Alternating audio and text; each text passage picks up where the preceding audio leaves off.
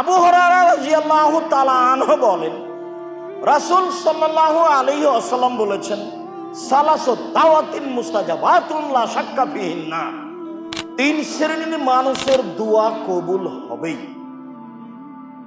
এক, দাওয়াতুল ওয়ালিদ, বাপ মায়ের দোয়া। দুই, দাওয়াতুল মুসাফির, মুসাফিরের দোয়া। তিন, দাওয়াতুল মাজলুম, মাজলুমের দোয়া। দেশের পরিস্থিতি খুব জটিল, এ কথাই ঠিক।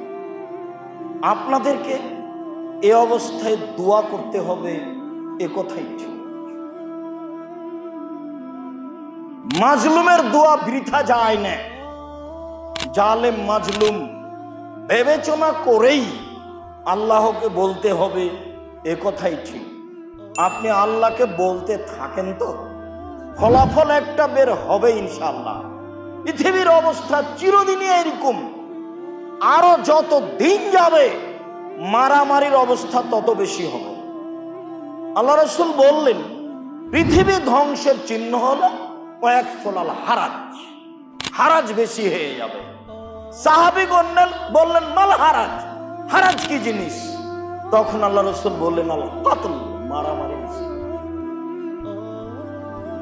যা দেখছেন আরো দেখা যাবে, পরবর্তী যারা আসবে এমন হয়ে যাবে। রাসূল সাল্লাল্লাহু আলাইহি ওয়াসাল্লাম বলছেন যে কাইফা বিকুম বিজামানিনা উবকুতু হুসালাত মিনান নাস, সেদিন তোমাদের কি হবে, যুগের কি হবে। যেদিন তোমাদের কি হবে সেদিন যুগের কি হবে।